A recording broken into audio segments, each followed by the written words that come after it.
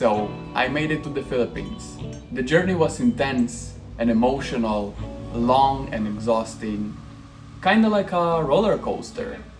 Something unexpected happened with our apartment just before I left, but more on that later. I will give you a full tour of our new apartment in the next video if you would like that.